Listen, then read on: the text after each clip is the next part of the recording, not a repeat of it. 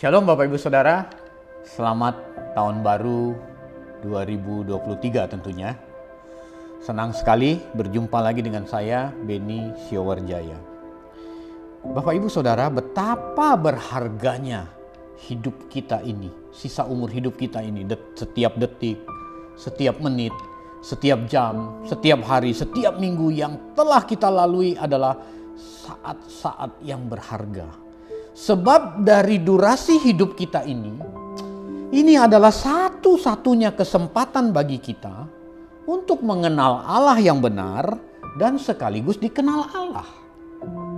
Jadi sisa umur hidup kita ini satu-satunya kesempatan untuk mempersiapkan diri kita masuk dalam kekekalan abadi. Kita nggak punya kesempatan yang lain loh Bapak Ibu. Mari kita berpikir realistis. Berapa hari lagi sih kita sanggup hidup? Kalau dalam setahun itu rata-rata 360 hari, apakah kita masih punya kesempatan hidup 3.600 hari ke depan? 3.600 hari ke depan kalau kita bilang 10 tahun tuh rasanya masih lama 10 tahun. Tapi kalau 3.600 hari, nah dari sisa umur hidup kita ini, sudah seberapa dalam kita mengenal Tuhan yang benar? Sudah seberapa dalam kita mengenal kehendaknya dalam kehidupan kita? Sudah seberapa banyak kita menyenangkan hati Dia lewat melakukan kehendaknya? Kita harus punya rasa krisis ini Bapak Ibu. Sebab tidak banyak waktu lagi bagi kita untuk mengenal dan dikenal oleh Tuhan. Jadi kalau setiap malam pergantian tahun atau setiap merayakan tahun baru, malam tutup tahun atau menyambut kedatangan tahun yang baru, semua orang di atas muka bumi ini mengharapkan sebuah perubahan. Semua orang make a wish. Nanti ada hitung mundur tuh 10, 9, 8, 0. Wih, Happy New Year. Terus apa yang dilakukan kalau orang Kristen? Berdoa. Isi doanya apa? Make a wish. Minta pasti. Padahal doa itu kan dialog. Apa nggak boleh Pak? Oh iya boleh dong. Lalu rata-rata apa yang diminta? Orang pingin perubahan di tahun yang baru ini terjadi perubahan. Di tahun yang baru ini kehidupan berubah, dapat pekerjaan baru. Yang belum punya jodoh mungkin Tuhan buka. Tuhan kasih jodoh. Yang bagi yang belum punya rumah, Tuhan mungkinkan di tahun ini yang baru ini.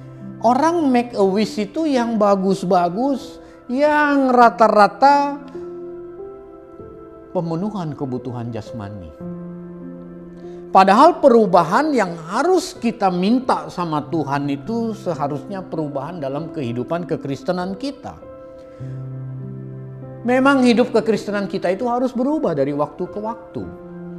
Perubahan karakter loh yang harus kita minta kepada Tuhan. Yang harus kita upayakan Bapak Ibu. Saya bilang tadi tidak ada banyak waktu lagi. Kalau setahun 360 hari, apa kita sanggup hidup 3.600 hari ke depan? Harusnya perubahan karakter yang kita minta.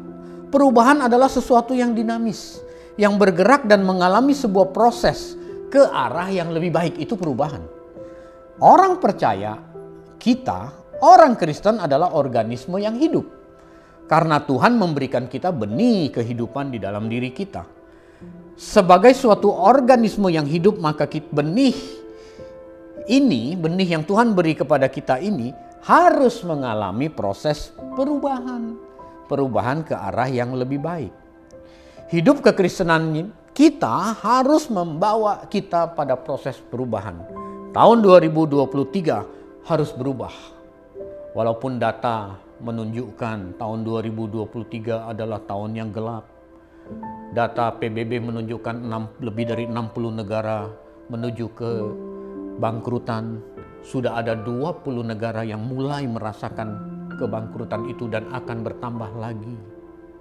Bapak, Ibu, Saudara, kalau kita berada di dalam Tuhan, maka yang harus kita serius perkarakan adalah karakter kita yang diubahkan. Kita tidak perlu takut dengan resesi, kita tidak perlu takut, tapi kita harus bertanggung jawab, kita harus menganalisa, kita harus mengambil tindakan yang dituntun oleh Tuhan Yesus.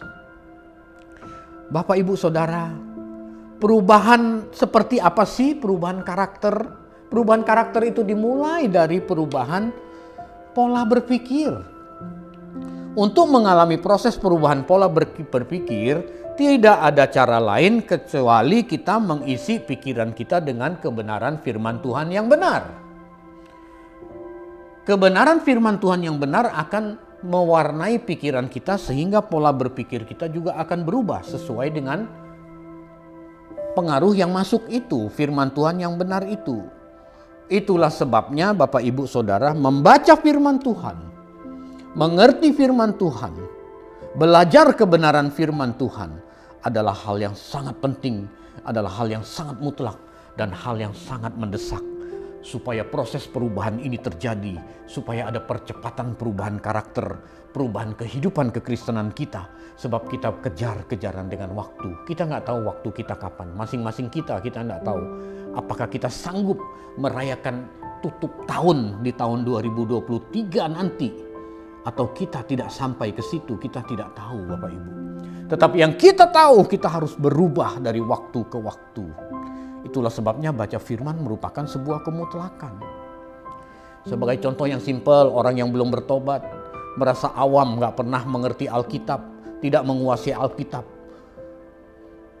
Mencuri itu bagi dia asal tidak ketahuan. Kalau ketahuan itu bisa dihukum, bisa malu, bisa tercoreng nama baiknya. Jadi motivasinya untuk tidak mencuri itu karena 3 hal itu. Takut ketahuan, kan takut nama baiknya tercoreng, takut dihukum. Tapi beda dengan orang yang mulai baca Alkitab. Oh, ternyata Tuhan gak suka, ternyata mencuri itu melukai hati Tuhan. Suatu waktu kalau ada kesempatan mencuri, dia akan mikir gitu. Alkitab bilang begini, tapi mungkin masih mencuri. Tapi kalau dia terus memberi dirinya baca Alkitab, mengerti Alkitab, dan dia tidak mau melukai hati Tuhan, satu waktu dia punya kesempatan mencuri, dia akan berkata, aku tidak lagi mencuri. Karena aku mau menyenangkan hati Tuhan. Karena aku mau karakterku berubah. Karena aku mau logos yang aku dengar berubah menjadi rema. Inilah kesempatan terbaik. Ketika aku punya peluang seperti dulu-dulu mencuri, aku tidak mau lakukan itu. Itu namanya proses perubahan Bapak Ibu. Itu namanya karakter yang diubahkan. Dari mana? Ya dari baca Alkitab. Dari mengerti Alkitab dan menghidupi Alkitab. Orang-orang yang berpikir asal sudah terima Tuhan sebagai juru selamat, ya sudahlah, gak mau sungguh-sungguh merubah karakter. Yang penting nanti udah otomatis lah terima Tuhan Yesus pasti masuk surga. Orang-orang yang berpikir demikian cenderung puas dengan keadaannya. Dan dia tidak mau belajar dan tidak punya kemauan belajar. Istilah Paulus itu kalau di surat Filipi dikatakan tidak mengerjakan keselamatan dengan takut dan gentar. Apa benar terima Tuhan itu otomatis masuk surga Bapak Ibu Saudara? Yuk kita lihat Filipi 2 ayat 12 dan 13. Filipi 2 ayat 12, hai saudara-saudaraku yang kekasih, kamu senantiasa taat, karena itu tetaplah kerjakan keselamatanmu dengan takut dan gentar.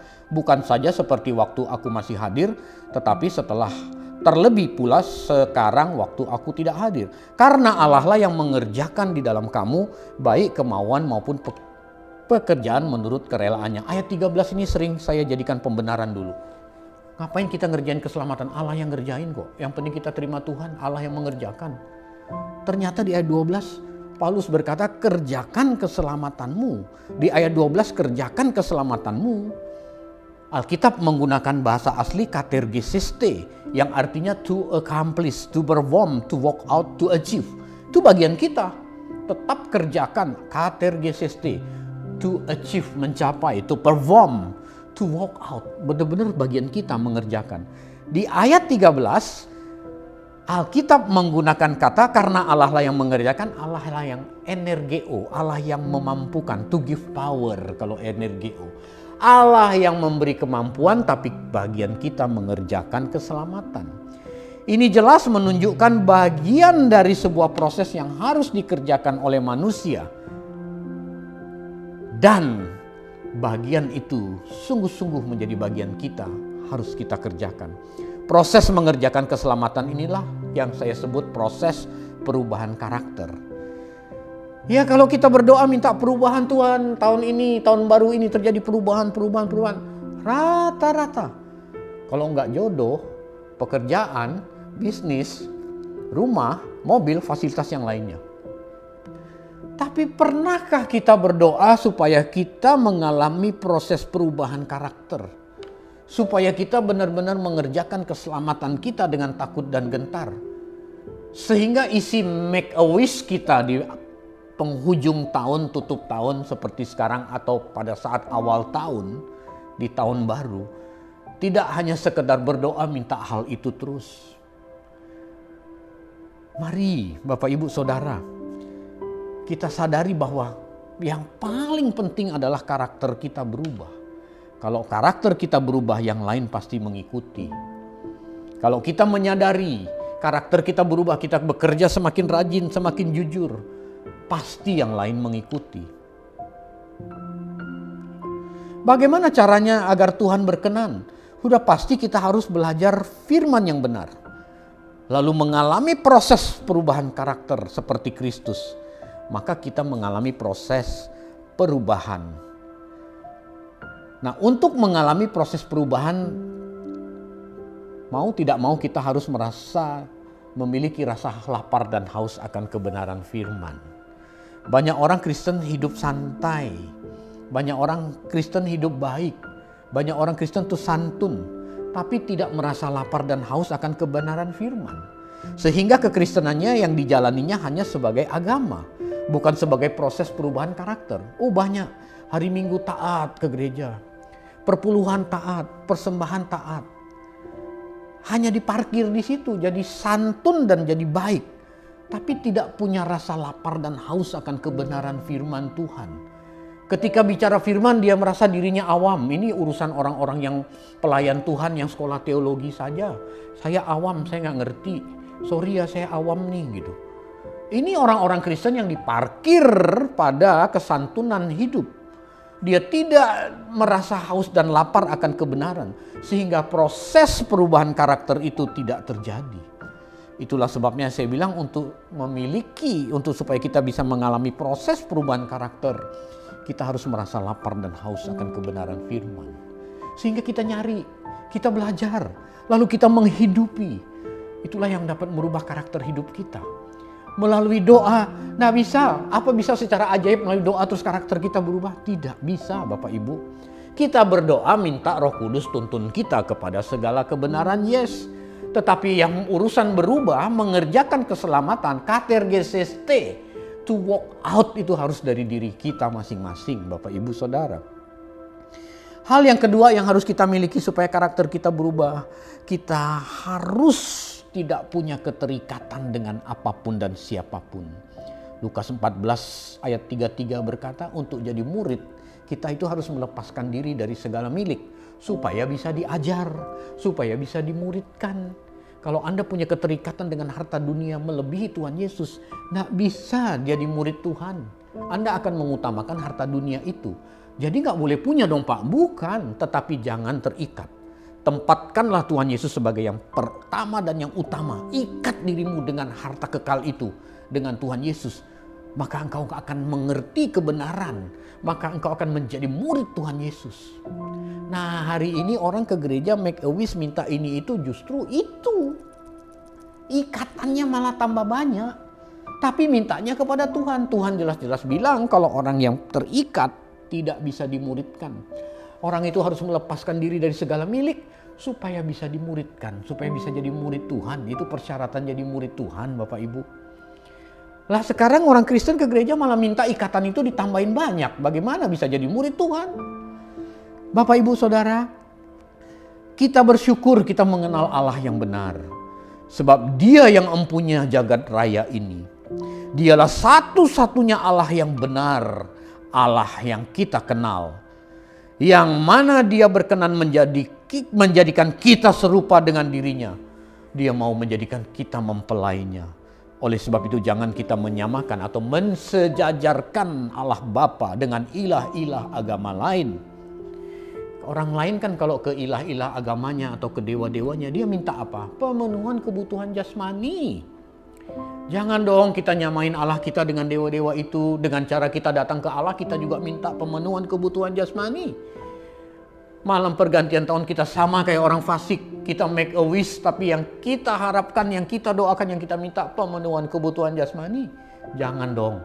Allah kita itu Allah satu-satunya Allah yang benar. Jangan samakan dia dengan ilah-ilah agama lain. Arahkan urusan kita kepada Tuhan, perkara kekal, perkara perubahan karakter. Yang lain pasti mengikuti. Banyak ajaran yang tidak serius memperkarakan hal ini. Banyak ajaran yang tidak serius memperkarakan perkara kekal. Dipikirnya percaya Yesus itu masuk surga otomatis, padahal tidak. Kita harus mengerjakan keselamatan kita. Bapak Ibu, kiranya melalui momen tahun baru ini, kita siap memasuki tahun 2023 dengan penuh keyakinan bahwa Tuhan pasti menolong kita. Asal kita mau memohon kepada Tuhan supaya karakter hidup kita berubah. Dengan cara apa? Kita meresponi firman dengan benar. Kita menumbuhkan rasa haus dan lapar akan kebenaran firman. Lalu segala hal yang dapat mengikat kita, menghalangi hubungan kita dengan Tuhan, kita lepaskan. Lalu kita memberi diri dimuridkan oleh Tuhan Yesus. Sehingga kita pada hari yang sama tahun depan, ketika malam pergantian tahun atau kita menyambut tahun baru, kita melihat ke belakang bahwa karakter hidup kita semakin hari semakin berubah. Inilah yang berkenan di hadapan Tuhan. Amin. Untuk kebenaran firman Tuhan pada kesempatan ini. Sampai ketemu di lain kesempatan. Tuhan Yesus memberkati kita semua.